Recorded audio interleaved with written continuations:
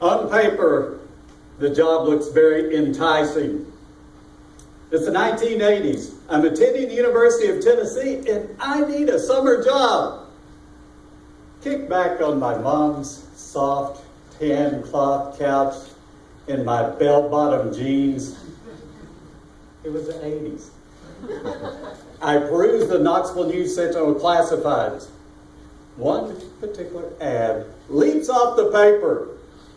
Painter needed. Doctor's offices, mostly inside work. Some light lifting required.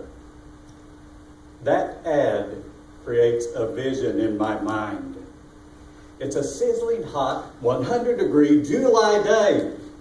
But I'm inside a cool, almost chilly, air-conditioned doctor's office. While I paint the wall, I'm sipping a cup of water from his ice-cold cooler. All the while, I'm chatting with the receptionist. He looks like Mahala, our contest chair. Quickly, I call that number.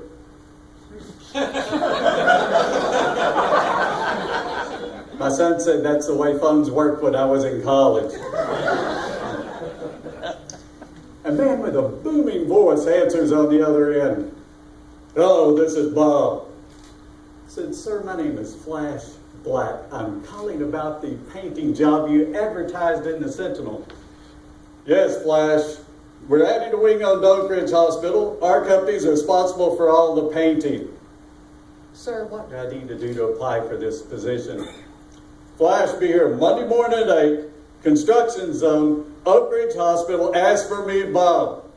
By the way, wear your painting clothes." "Okay, Bob, I'll see you Monday morning." As soon as the receiver slips from my fingers, reality kicks in. Painting clothes. I don't know much about painting. I don't know anything about painting. What was I thinking when I called that number? Must have been about the receptionist. I start to call back and say, "Bob, I apologize. Something came up in the last 30 seconds. I'm not going to be able to make it Monday."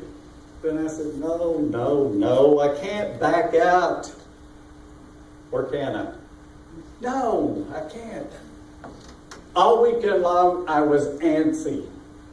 Monday morning, an hour before the alarm sounded, I was pacing the floor like a caged tiger. At 8 o'clock, I knock on the door of the construction trailer. A giant of a man answers. "Yes, sir, may I help you?" I said, "My name's Flash Black. I'm looking for Bob to apply for the painting position." "Flash, I'm Bob. Come on in and have a seat." I sat down across from him. My heart's pounding against the front wall of my chest as I wonder what this interview will entail. "Flash, first question. What is this?"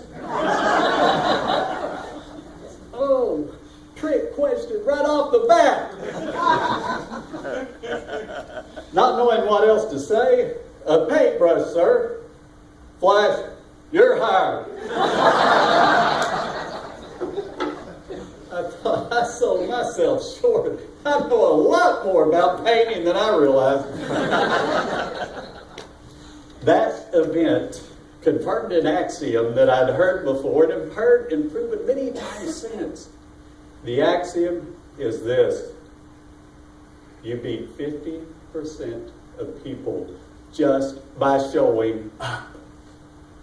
For my first assignment, Bob said, "Flash, there's a tractor trailer. Be here any minute loaded with 5-gallon buckets of paint. Need to take those to the paint shop on the 3rd floor. The elevator's not been installed. You'll need to use the stairs." A 5-gallon bucket of paint weighs 80 pounds. By the time I got to the paint shop with the first one, my body looked like an apostrophe.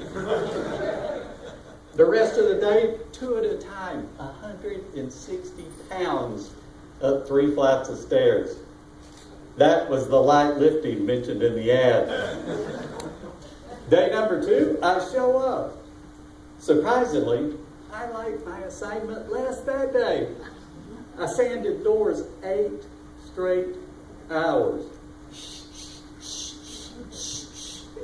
I looked like Pigpen on Charlie Brown when I went home. Third day I showed up. At that point, there were 11 of us on the painting crew. Myself and one other were the only 2 who had not been in prison yet. Second week, 2 of our best painters. No shows, 3 days, missing in action, not a word. Fourth day, they come waltzing in. What's the real deal? Foreman said, the real deal is you're fired, get out of here. That happened over and over. I went from laborer to rough painter to finished painter to assistant foreman to foreman in 9 months. That looks good on a resume. And I did it mainly by showing up. As I look back over my life, the times I was afraid, the times I was worried, the times I wanted to back out, but I showed up anyway. Every single time, I'm thankful I did.